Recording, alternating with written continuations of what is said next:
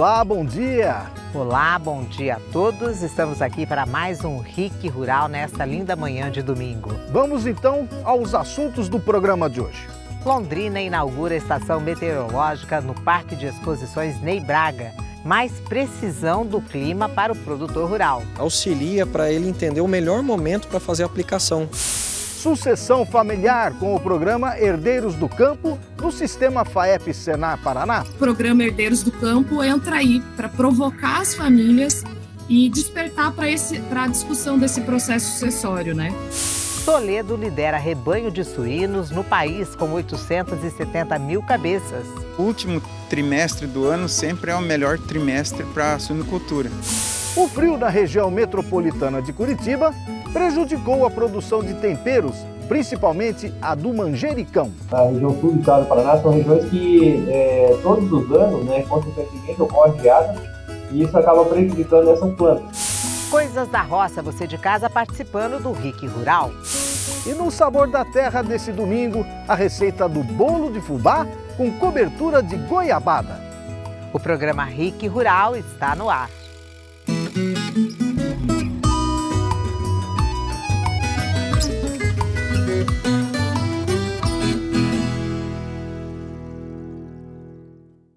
Vamos iniciar o programa de hoje mostrando para você que Londrina vai ganhar uma nova estação meteorológica.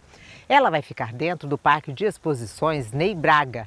E a novidade é que esse sistema pode ser instalado em qualquer propriedade rural. Pois é, a estação agrometeorológica deve oferecer aos produtores maior precisão e eficiência no entendimento das condições climáticas. A novidade foi apresentada na Intec, Semana da Tecnologia, realizada pela Cooperativa Integrada e a Sociedade Rural do Paraná. A tecnologia está cada vez mais lado a lado com o homem do campo. Em Londrina, no Parque de Exposições Ney Braga, uma super novidade ganhou destaque no evento Intec, a nova estação meteorológica. Ela funciona em um raio de 10 quilômetros e promete evitar que o agricultor fique no escuro quanto aos planos para a lavoura. Geralmente o produtor ele acaba consultando o serviço de meteorologia mais próximo da propriedade dele, que acaba sendo o serviço da cidade e pode não representar exatamente o que está acontecendo na propriedade dele. Tanto no que vem acontecendo histórico, na condição atual, quanto na previsão das próximas horas. A estação meteorológica fica aqui, aberta ao público. Para ter acesso aos registros, basta apontar o celular para este QR Code, que fica bem ao lado. Os dados são atualizados de 5 em 5 minutos e as informações ficam aqui, na palma da mão. Mas quem quiser ter uma estação mais próxima, não precisa vir até Londrina. O aparelho pode ser instalado nas propriedades. A estação meteorológica, ela auxilia não só para mostrar o microclima da região, exatamente da propriedade do produtor, como também auxilia para ele entender o melhor momento para fazer a aplicação. A novidade fica em frente à Cocriagro, um espaço que reúne startups, empresas, cooperativas e institutos de pesquisa. A tecnologia e a evolução são os principais objetivos.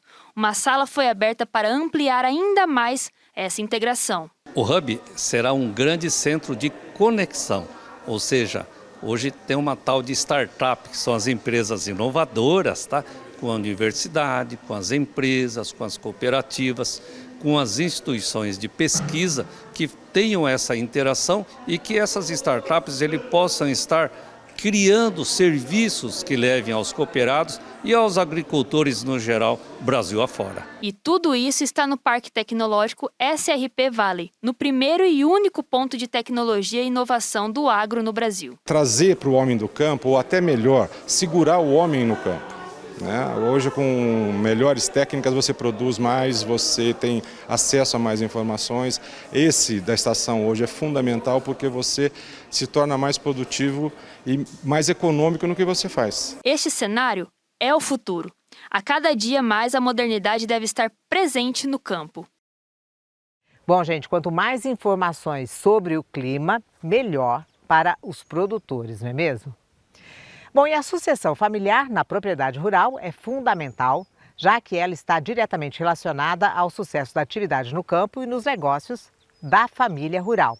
Sobre esse assunto, nós conversamos com a Luciana Matsuguma, sobre o programa Herdeiros do Campo, desenvolvido pelo Sistema FAEP-Senar Paraná e que está capacitando famílias a lidar com esse importante passo na gestão da propriedade. Acompanhe. Luciana, eu queria que você falasse sobre o Herdeiros do Campo e como é que ele tem atuado aí na sucessão, nas famílias que vocês estão implantando esse programa. Então, na verdade, hoje a gente sabe que a maior parte das empresas rurais, elas são empresas familiares, né?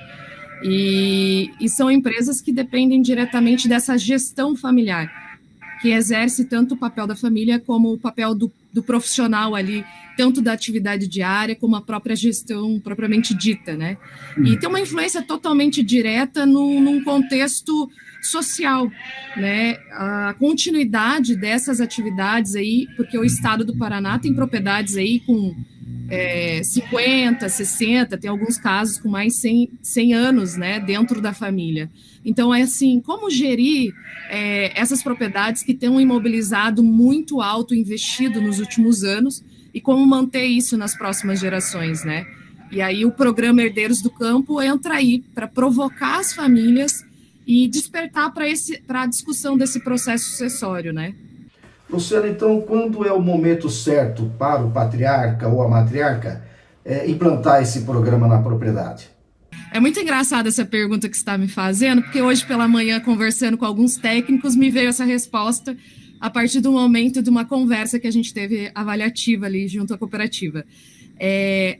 Todo momento é um momento, né? É uma oportunidade para a família, na verdade, começar a conversar. E a gente tem que entender que é um processo, não é um instante que se decide, não é um papel assinado que se decide o processo sucessório. Tudo isso é uma discussão familiar, né? Uma conversa diária que precisa existir. Daquela empresa, daquela propriedade que tem um patrimônio gigantesco, né? Então, todo momento pode ser uma oportunidade.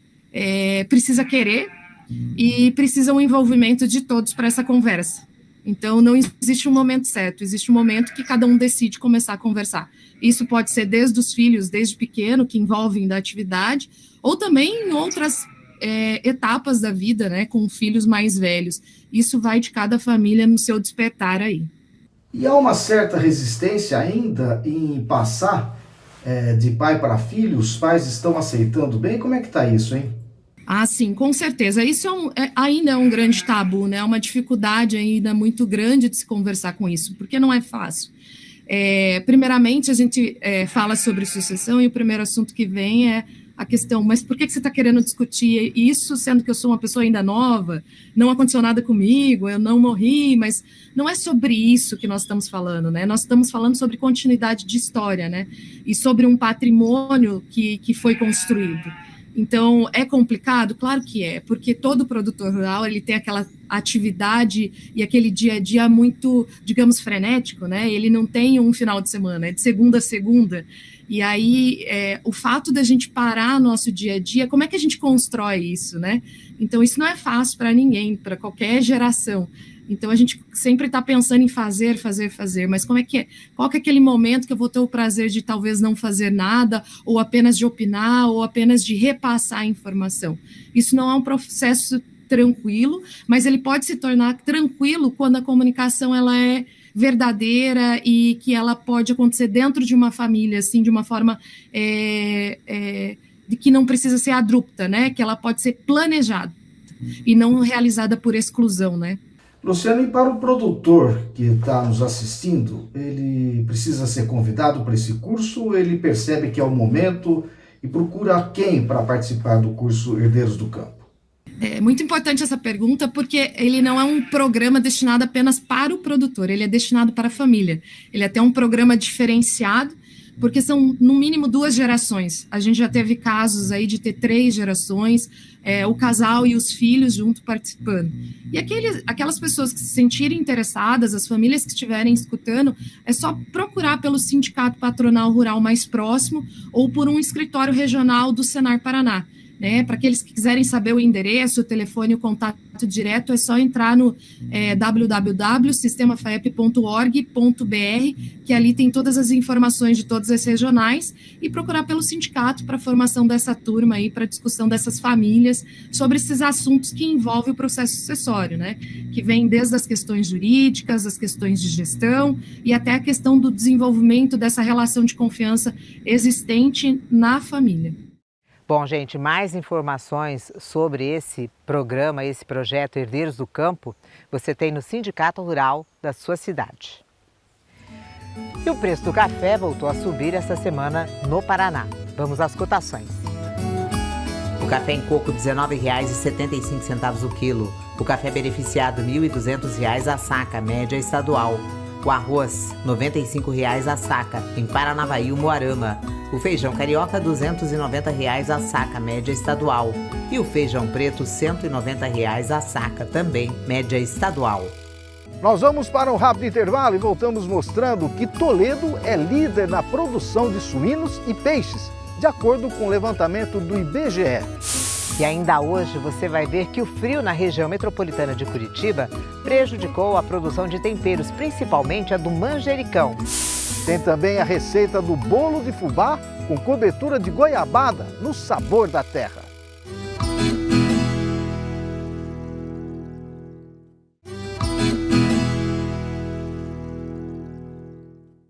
Bom, estamos de volta e agora você vai ver que um levantamento feito pelo IBGE apontou um crescimento de 3,2% no rebanho de suínos e de quase 1% na produção de tilápias no país no ano passado. E a região oeste do estado se destaca mais uma vez. Veja só. 2021 foi um dos mais positivos para a piscicultura.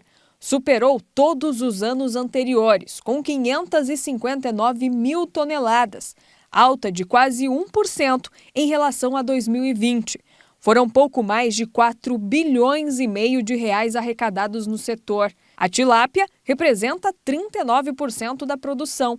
A cidade de Nova Aurora, que fica no Paraná, é a maior produtora. A dona Elvira e o marido fazem parte dessa fatia. Começaram os trabalhos em 2019 e já tem uma produção média de 300 mil peixes. É uma terapia. E também financeiro, né? Que quem que não quer melhorar de vida? Então a gente já conseguiu melhorar a nossa vida, viajar um pouco mais, conseguimos comprar um carro, então é só coisa boa, só positivo. A suinocultura também bate recordes nacionais, segundo o IBGE. O rebanho cresceu 3,2% no ano passado, chegando a mais de 42 milhões de animais. E grande parte desse rebanho também está no Paraná. E Toledo, que fica aqui no oeste do estado, está no topo do ranking mais uma vez. O município fechou 2021 com quase 870 mil cabeças. Mas apesar da boa colocação, o número está abaixo do que foi registrado nos anos anteriores. O maior produtor de suínos do Brasil sempre ultrapassou 1 milhão de cabeças. No Brasil aumentou 3% a criação de suíno, nas cabeças de suíno. Em Toledo caiu em torno de 10 a 12% a quantidade de suínos na nossa região. O Jandir é suinocultor e fala da dificuldade que o setor vem enfrentando. Essa é a parte amarga do negócio. Então se fala em números e são bonitos e a atividade cresce, só que por outro lado nós que estamos na atividade, a gente está sofrendo uma crise de praticamente 1 ano e meio. Tivemos momentos aí de prejuízos enormes. Houve um aumento do preço, mas não suficiente para cobrir os custos. Ainda estamos amargando um grande prejuízo na atividade. Com o baixo poder de compra da população, o consumo de carne de porco diminuiu. Atrelado a isso, as quebras de safra de milho e soja no último ano fez com que o preço da ração subisse. E muitos produtores passaram a pagar para trabalhar. Infelizmente, tem bastante produtores que falam, eu vou terminar de pagar minhas contas ali, os compromissos que eu tenho, e depois vou fazer um buraco e vou inteirar a minha granja. Porque o sistema está muito ruim para quem trabalha na lavoura. E fazer essa sucessão familiar que o pessoal quer que faça, que fique os mais novos, eles só vão ficar se dá lucro. Se não tiver dinheiro no bolso, ninguém faz sucessão familiar. Ainda tem um fiozinho de esperança, porque o último trimestre do ano sempre é o melhor trimestre para a suinocultura. Então nós temos um fiozinho de esperança de outubro, novembro e dezembro que pelo menos os preços alcancem os custos para que a gente sobreviva na atividade. Bacana, não é mesmo? Muito. A região oeste se destaca sempre na produção agrícola do Paraná. Uma forte Agropecuária, região, né? exatamente. Uma forte região aí na produção rural. Bom, gente, vamos aos preços agrícolas. O milho, R$ 76,00 a saca em várias praças do estado. A soja, R$ 167,00 a saca. O trigo, R$ 91,00 a saca em várias praças do estado. Em Cascavel, R$ 95,00 a saca do trigo. E a tonelada da raiz de mandioca, R$ 1.000, média estadual. Pois chegou a hora do Coisas da Roça.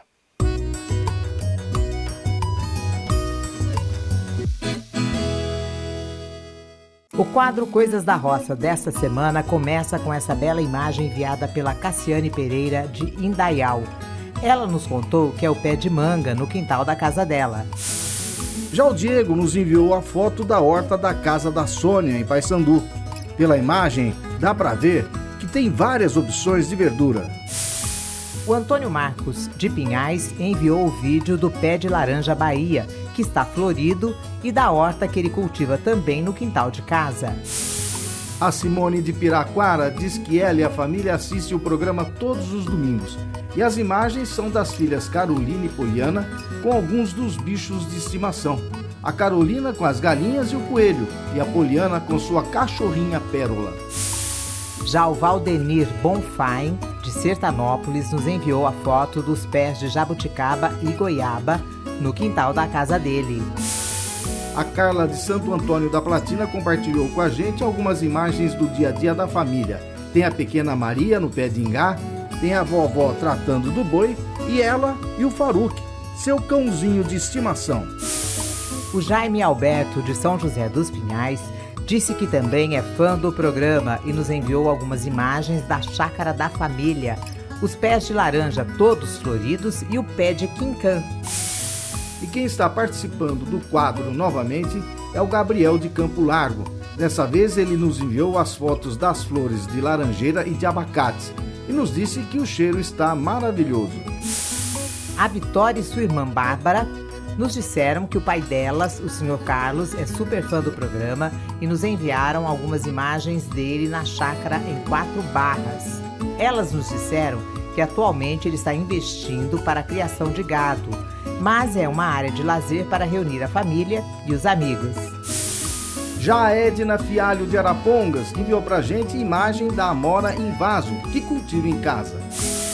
O Saldanha, de Adrianópolis, aqui no Paraná mesmo, compartilhou com a gente algumas imagens da chácara dele. Encerramos o quadro de hoje com essa imagem que não é história de pescador.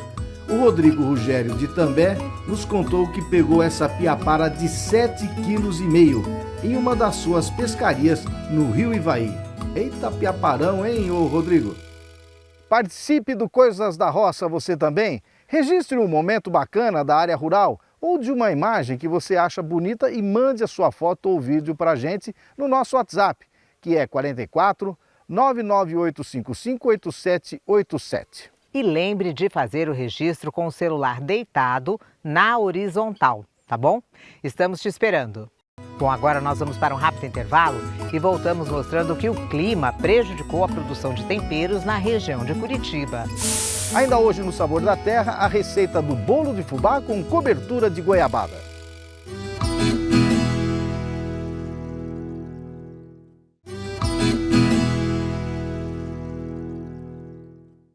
Bom, estamos de volta e dando continuidade ao programa Ric Rural de hoje. Você vai ver agora que existem pratos que precisam ter um tempero específico para ter aquele gostinho característico. Mas e quando ele falta no campo ou no mercado? Fica difícil, né? Pois é o que está acontecendo com o manjericão. Pois é, o tempo aqui no estado é o principal motivo dessa falta. E como fazer para substituir o manjericão? Vamos ver. As plantações aqui no Paraná vêm sofrendo com as baixas temperaturas nos últimos anos. É o caso do manjericão. O tempero ele é sensível a climas mais amenos. Então, quando esfria, há até mesmo a ausência dele no mercado. A região sul do estado do Paraná são regiões que todos os anos, né, consequentemente, ocorrem geadas e isso acaba prejudicando essas plantas, né? O que a gente poderia fazer para talvez melhorar ou talvez ter essas plantas mesmo nessa situação? Seria fazer um cultivo em estufas. O uso de temperos secos movimenta 15 bilhões de dólares por ano no mercado mundial.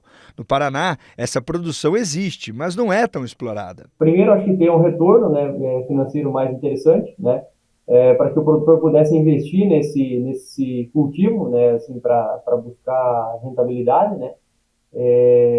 E aí, claro, para tentar brigar com relação à condição climática, né? Então, já que a gente não tem a condição climática favorável, né, a gente tem que tentar criar esse ambiente favorável. E para criar esse ambiente favorável tem custo, né? Muitas pessoas têm procurado cultivar os próprios temperos em casa. Entre as opções mais procuradas estão o manjericão, a cebolinha, a salsinha e o alecrim. Segundo especialistas, levar a muda das plantas é mais vantajoso do que levar a semente. Isso porque ela corre menos risco de morrer e é mais fácil para cultivar. E como ele sobrevive em vaso, ele vai muito bem pegando sol, no mínimo meio dia de sol direto, ele vai muito bem dentro do apartamento, assim, que pegue sol, ou jardim em casa, assim, vai muito bem. Ter o tempero fresquinho em casa é muito melhor, sem agrotóxico, sem nada, cultivando em casa você aproveita muito melhor. Além de cultivar os próprios temperos, uma outra saída é substituir o que está em falta. O manjericão, dependendo da receita, por exemplo, pode ser trocado por hortelã, salsinha ou até mesmo cebolinha. Isso porque eles trazem o mesmo sabor de frescor aos pratos. A Érica tem uma casa de massas e sempre que começa a esfriar, ela sente a falta de alguns temperos. Começou ali por julho, menos do que no ano passado, já que esse inverno não foi tão rigoroso. Como a gente está tendo esse inverno mais forte agora, e principalmente por conta das chuvas que prejudicam bem as folhas deles, daí a gente provavelmente vai sentir mais falta dele daqui a pouco. O manjericão tá meio chato. O manjericão limão também, que é aquele bem pequenininho, também tá um pouquinho chatinho de conseguir. Bom, e agora a gente vai mostrar na prática como é que funciona a substituição desses temperos. E a Érica vai mostrar pra gente com um molho de berinjela defumada com hortelã, é isso? Isso. A gente vai pegar molho de tomate, berinjela defumada, hortelã e vamos juntar tudo aqui. E fala pra gente, na ausência do manjericão, o hortelã nessa receita, ele casa bem? Super bem, porque ele também traz esse frescor e ele vai conversar muito bem com a berinjela. Ele tem propriedades que ajudam a digerir, ajudam no caso de gripe também, então é uma erva muito rica. E o gosto dele é sensacional, combina muito bem. Então, mostra pra gente como é que faz, vamos lá. Primeiro, eu peguei a berinjela inteira com a casca e tudo. E daí eu coloquei direto na chama do fogão. Eu fiz 2 furinhos com o garfo e deixei até ficar bem preta a casca. Isso deixou ela bem defumada, coloquei dentro de um saquinho e descasquei ela. A casca sai super fácil. O resultado é essa berinjela bem molinha, que ela fica com um sabor do defumado, chama bem legal aqui. Agora a gente vai cozinhar a massa. Estamos aqui com a água. Vamos colocar a massa, no caso eu estou usando a massa fresca, mas também vai funcionar com qualquer uma.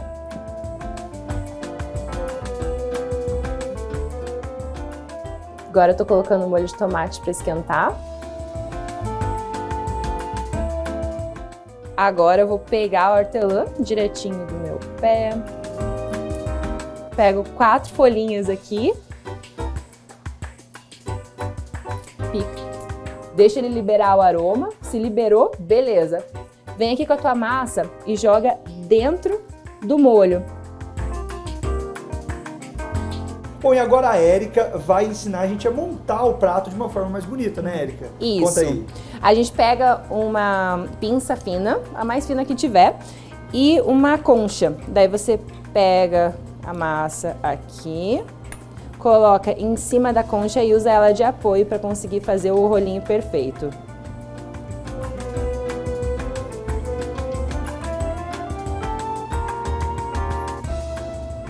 Esse é o segredo, então, daqueles restaurantes chiques, então, Isso. né? Uhum. Agora eu vou só aumentar ele. E para finalizar, uma folhinha de hortelã. Bom, chegou a hora boa da receita. Vamos ver como é que ficou essa substituição nessa massa do manjericão pelo hortelã.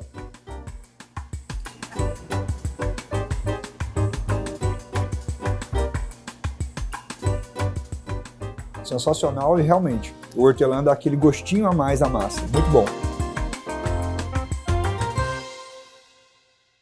Bom, gente, vamos aos preços da carne no Paraná. O suíno, R$ 6,30 o quilo, média estadual. Vaca gorda, R$ 260 a arroba em várias praças do estado. E o boi gordo, R$ 285 a arroba, média estadual. Nós vamos agora para um rápido intervalo e voltamos já já com a receita do bolo de fubá com a cobertura de goiabada no sabor da terra. Gente, lápis e papel na mão para anotar essa receita. Que é uma delícia.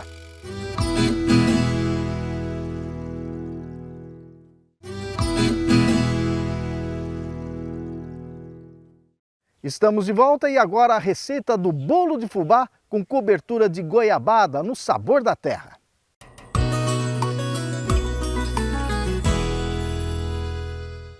Bom, gente, mais uma receita deliciosa nesse domingo, uma receita prática, fácil e que eu adoro, que é o bolo de fubá. Isso mesmo. Eu tô aqui com o Patrick. Tudo gente, bem? Ó, o Patrick, ele é de Umuarama, mas de vez em quando a gente empresta ele Isso aqui mesmo. pra Maringá, né, Patrick? Isso. Trabalha em Umuarama, trabalha aqui, tem restaurante em Umuarama, aqui faz E aqui eu faço por encomenda Por também. encomenda. Isso. Tá sempre por aqui com a gente. Bom, Patrick, bolo de fubá, eu disse que é uma delícia, né? Nós estamos com os ingredientes aqui. Sim. Ele tem alguma coisa especial, alguma coisa de diferente? Ou ele é bem do sítio mesmo, bem da roça? Ele é bem da roça. Bem Rose. tradicional. É bem tradicional e pode ver nos ingredientes que ele é bem simples também de ser feito. Tá, gente, ó, nesse nosso bolo vai a erva doce, que eu adoro, Isso né? mesmo. E um dos bolos, porque ele vai fazer assim, é o bolo para uma forma de pudim, tá? Vocês donos de casa aí já sabem que é uma forma de pudim. Mas ele vai fazer em duas formas pequenas e uma nós vamos colocar A goiabada. a goiabada. Ele vai ensinar a gente a derreter a goiabada e colocar, por cima do bolo. Olha Isso só mesmo. que delícia, gente. Vamos lá? Qual que é o primeiro passo, o Patrick? O primeiro passo é nós colocarmos os líquidos. No liquidificador. No liquidificador. Pois é, gente, é batido no liquidificador no primeiro momento. Exatamente. Né? Tá, então vamos colocar aqui pra gente bater no liquidificador. Tudo bem, são 3 ovos. 3 ovos inteiros. Certo. 200 ml de leite. Tô usando o integral aqui. Certo. Certo. 200 ml de óleo. Óleo de soja, Óleo de qualquer soja, girassol, Canola, da sua preferência. Da sua preferência. Aqui eu vou acrescentar 300 gramas de açúcar. Aqui é refinado, mas pode ser É o também refinado, o- mas pode ser o cristal. Tá. E 160 gramas de fubá. De fubá. 160 gramas. 160 gramas. É pouquinho, dá para fazer 2 bolinhos. Agora nós vamos bater todos esses ingredientes e depois vamos acrescentar a farinha.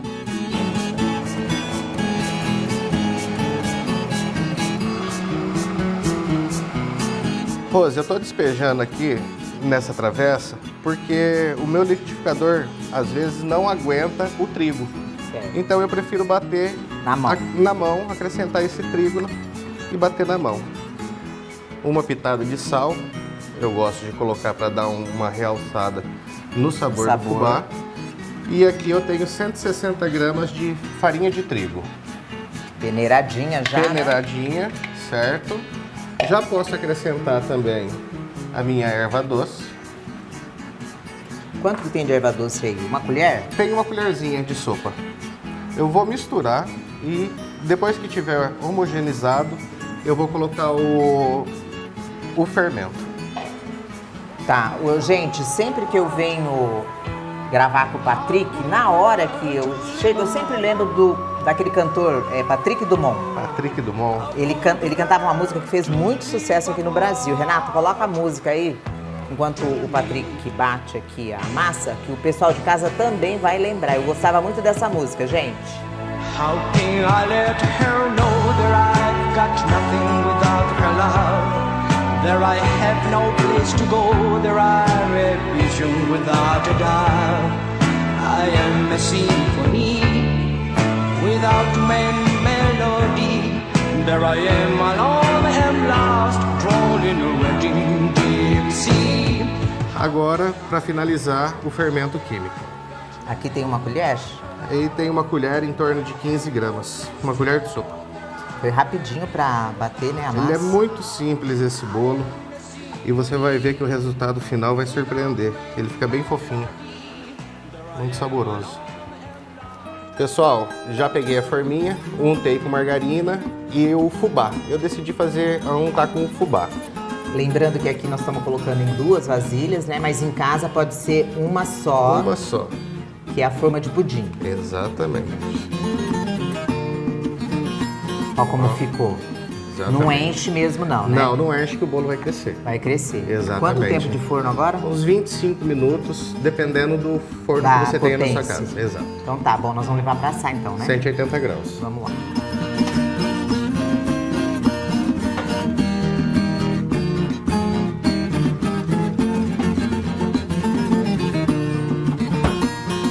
Rose, enquanto o nosso bolo assa, nós vamos preparar a nossa calda de goiabada para ele, certo? Certo. Aqui eu tenho 200 gramas de goiabada e eu vou diluir para 100 ml de água.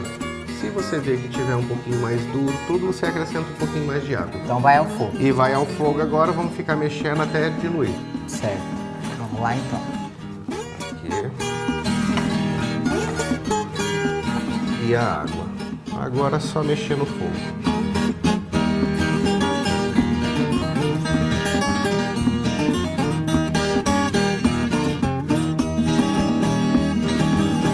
Ó, 5 minutinhos depois ele já tá no ponto para cobrir o bolo. Precisa esperar esfriar? Não tem necessidade não, Rose. Já põe em cima. Assim que o bolo estiver pronto, já pode pôr por cima. A hora que ele esfriar, ele vai engrossar um pouquinho mais, por isso que eu estou deixando nessa consistência.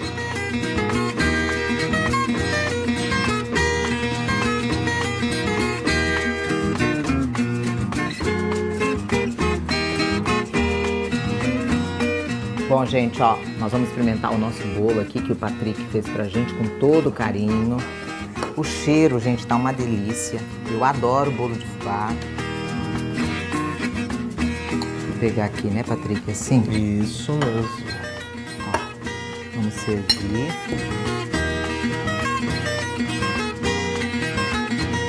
Gente, chega a tá quente, ó, saindo fumaça. Que delícia. Que delícia. Essa crosta em volta do bolo, gente, ele ficou... A forma foi untada, né, com o fubá. Com o fubá. E ele fica uma crosta por volta. Bem assim. crocantezinho. Nossa. Eu já gosto, né, já sou suspeita, eu já gosto de bolo de fubá. Olha só, gente. Obrigada, tá? Obrigado você. Espero que vocês de casa também tenham gostado.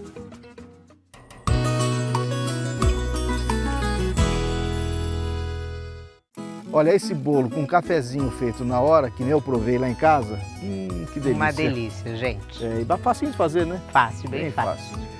As receitas e as reportagens mostradas no programa desse domingo você encontra no nosso canal no YouTube, youtube.com/RicRural. Se inscreva no nosso canal no YouTube e não se esqueça de clicar no sininho para ficar sempre atualizado. E você que acompanha o Rick Rural no YouTube pode nos seguir também no Instagram. Lá, além de saber mais sobre a gente, vamos postar a sua foto ou vídeo do Coisas da Roça. O nosso Instagram é Sérgio e Rose. E tem também o Instagram do Rick Rural, onde você acompanha notícias do agro e mais sobre o programa. Segue a gente lá também no @RickRural. Bom, gente, hoje nós vamos ficando por aqui. Fique agora com Theo Lima e Juliano. Obrigado pela companhia e até o próximo programa domingo que vem. Uma boa semana. Uma boa semana a todos. Tchau, gente. Senti um perfume que há muito, muito tempo não sentia. Olhei depressa ao meu redor e apalpei o seu lugar em nossa cama tão vazia. Eu que cheguei de um sono bom, chorei ao ver tudo acabado, tanto amor, tanta doçura. Mas o perfume era real e acreditei estar ali, sua presença de ternura. escura e de repente vi você sair com uma toalha no seu corpo e se agarrar em mim como nos velhos tempos de amor tão loucos. Nada mais sei de nós, porque morremos abraçados no desejo. Na doação total, perdidos na loucura desses beijos.